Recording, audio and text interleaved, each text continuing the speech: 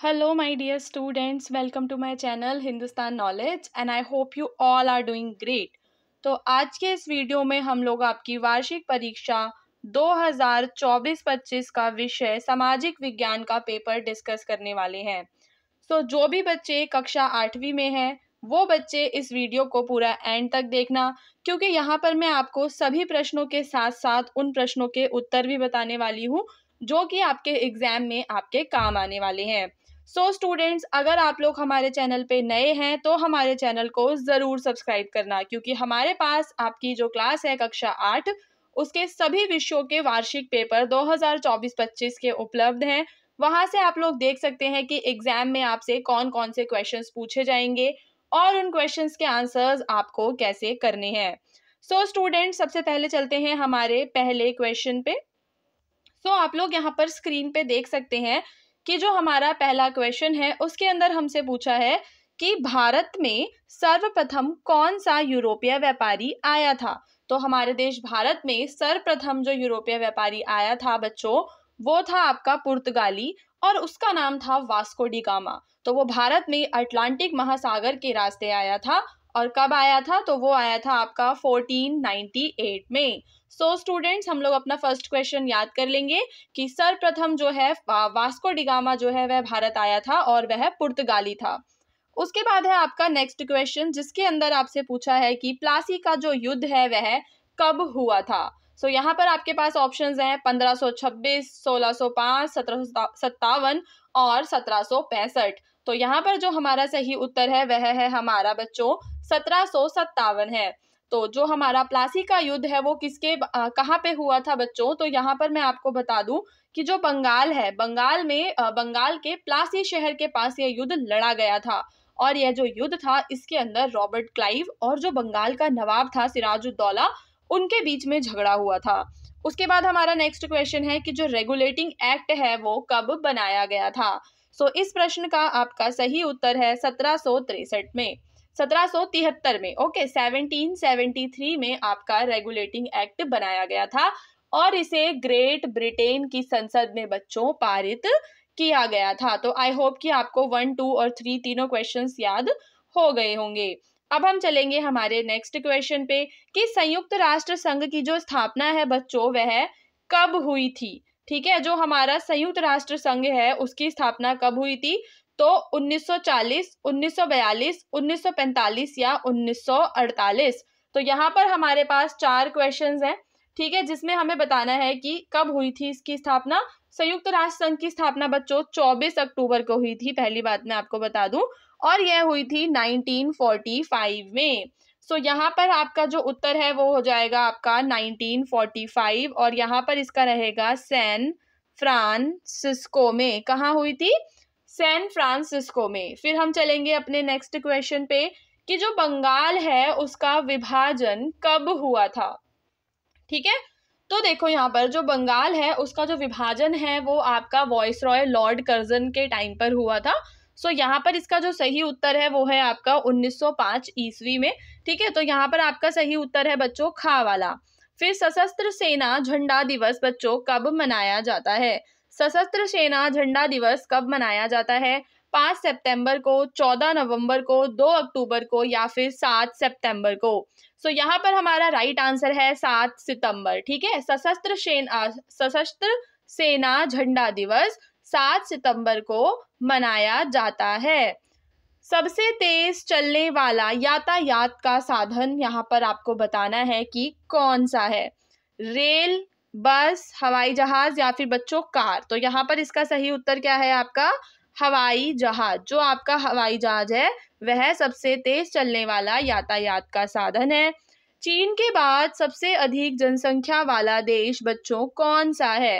रूस, अमेरिका, भारत या फिर जापान। तो इसका सही उत्तर आपका भारत है कि चीन के बाद सबसे अधिक जनसंख्या जिस देश की है वह हमारा भारत है। इन चारों में से आपको बताना है कि मानव निर्मित संसाधन कौन सा है। गाइस, यहाँ पर हमारे पास ऑप्शन है जल, सूर्य का प्रकाश, जंगल या फिर आपका विद्यालय।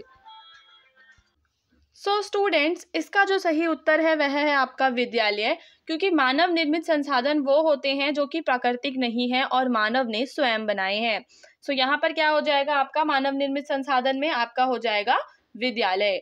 फिर आपका नेक्स्ट क्वेश्चन है कि जैद की फसल, यहाँ पर आपके पास 4 ऑप्शंस हैं, गेहूं, धान, मटर और तरबूज। तो इन चारों में से आपको बताना है कि जैद की फसल कौन सी है। तो इसका जो सही उत्तर है वो आपका तरबूज रहेगा। ठीक है, सो आई होप कि आपको 1 से लेकर 10 तक के सारे क्वेश्चंस अच्छे से समझ में आ गए होंगे।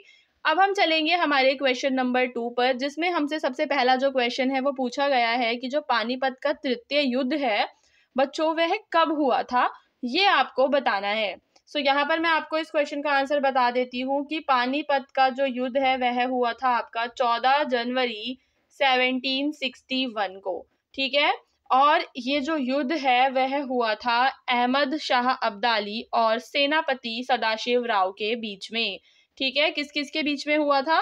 अहमद शाह अब्दाली और सेनापति सदाशिव राव के बीच में हुआ था। फिर आपका नेक्स्ट क्वेश्चन है, फोर्ट विलियम कॉलेज की स्थापना कहाँ पर हुई थी?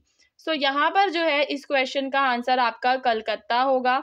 जो फोर्ट विलियम कॉलेज है उसकी स्थापना हुई थी आपके कलकत्ता में लॉर्ड वेलीजली के टाइम पर। 1857 की क्रांति की शुरुआत बच्चों कहाँ से हुई थी? तो यहाँ पर मैं आपको बता दूं कि जो 1857 की क्रांति है उसकी शुरुआत मेरठ से हुई थी, ईस्ट इंडिया कंपनी और भारतीय सैनिकों के बीच।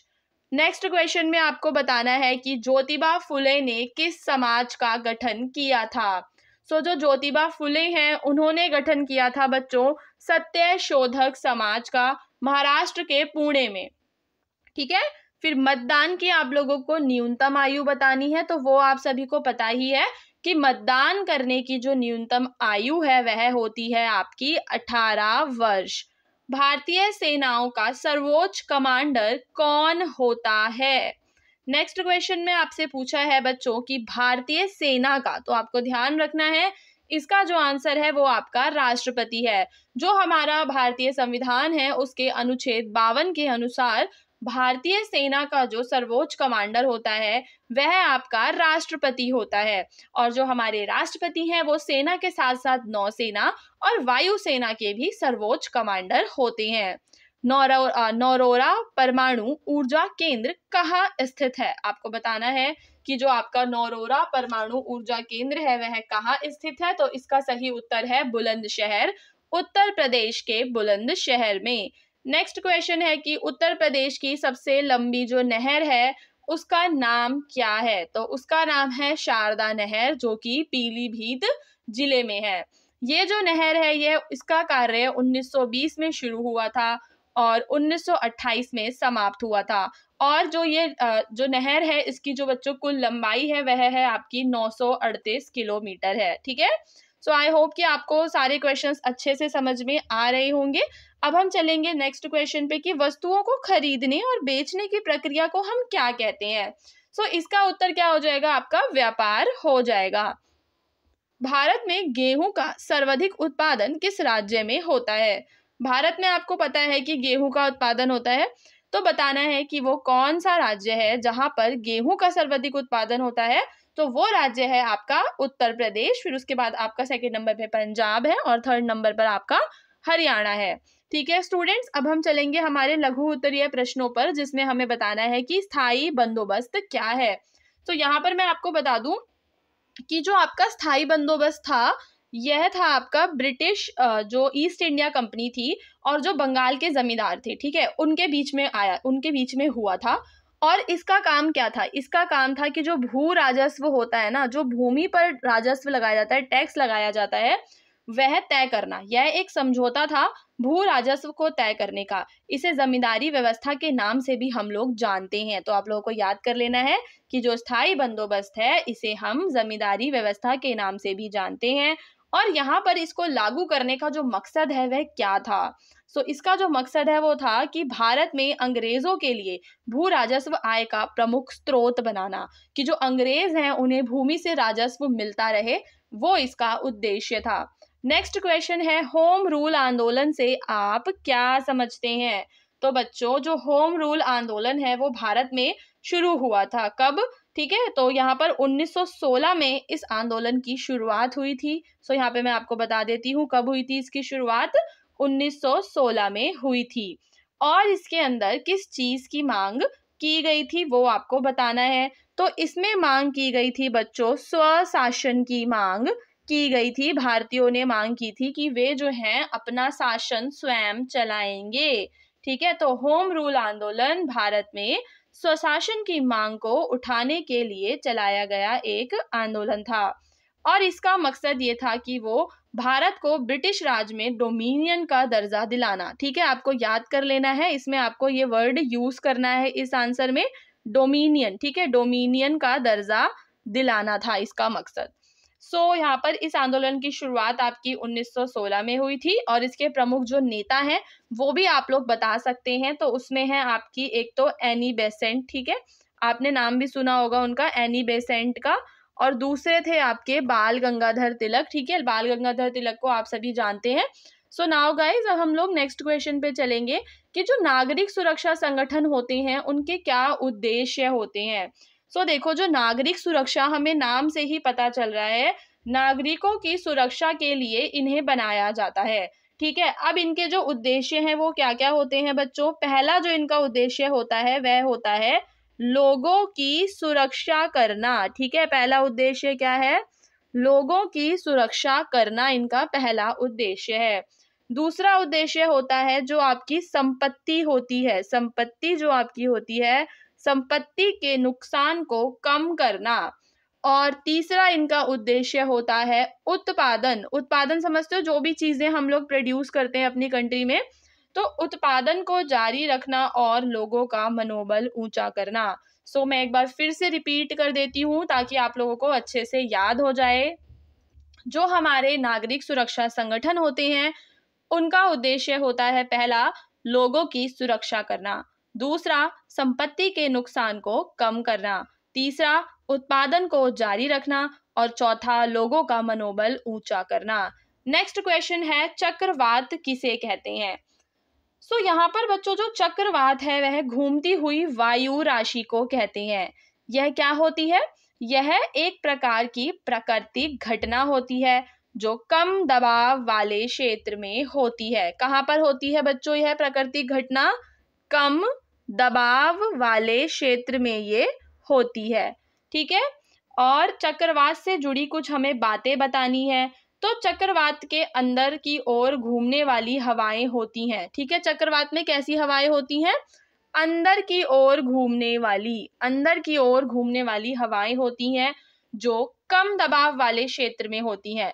अब मैं यहाँ पर आपको बता देती हूँ एक दो चीजें जो आप अपने आंसर में लिख सकते हो। देखो, सबसे पहले आप लोग इसमें लिखोगे कि चक्रवात में अंदर की ओर घूमने वाली हवाएं होती हैं और जो उत्तरी गोलार्ध में जो हवाएं होती हैं वो वामावर्त तरीके से घूमती हैं और दक्षिणी वाले में दक्षिणावर्त तरीके से घूमती हैं।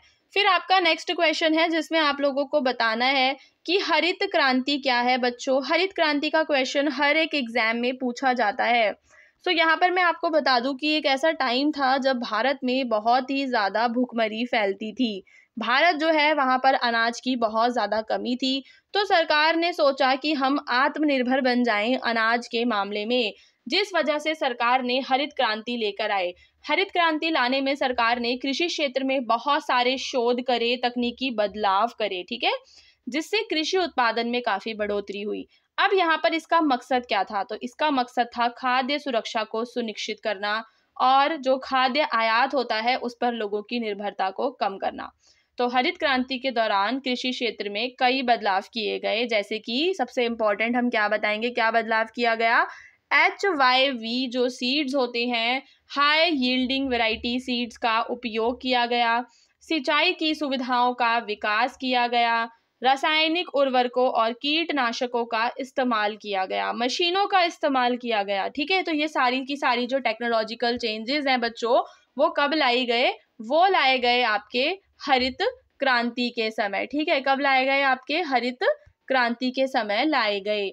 उसके बाद हमारा जो क्वेश्चन है दीर्घ वाला बच्चों, उसमें हमसे पूछा है कि 1857 की क्रांति की मुख्य आपको घटनाएं बतानी है। तो सबसे पहली चीज यह शुरू हुई थी बच्चों 10 मई 1857 को। कहाँ पर शुरू हुई थी? तो इसमें आप लोग बताएंगे मेरठ शहर में, ठीक है। यहाँ पर कौन कौन लड़ा था? तो ईस्ट इंडिया कंपनी और जो भारतीय सैनिक थे वो लड़े थे, ठीक है। जल्द ही फिर ये जो आपका क्रांति थी ये भारत के अन्य क्षेत्रों में भी फैल गई थी, ठीक है।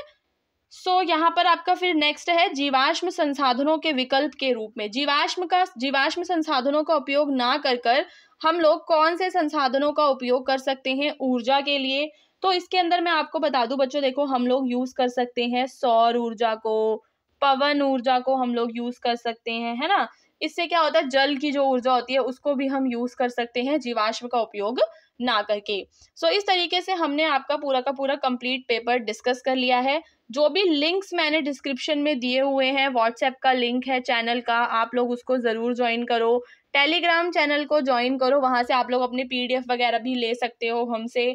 और मोस्ट इम्पॉर्टेंट चीज़ जो मैं आपको बताना चाहती हूँ बच्चों, हमने एक न्यू चैनल बनाया है, उसका लिंक भी मैं आपको डिस्क्रिप्शन में दूंगी। आप प्लीज़ हमारे न्यू चैनल को भी सब्सक्राइब करना, क्योंकि वहाँ पर क्या होगा कि हम लोग और भी ज़्यादा डिटेलिंग में आपके लिए पेपर्स को लेकर आएंगे और उनके एक्सप्लेनेशंस को लेकर आएंगे।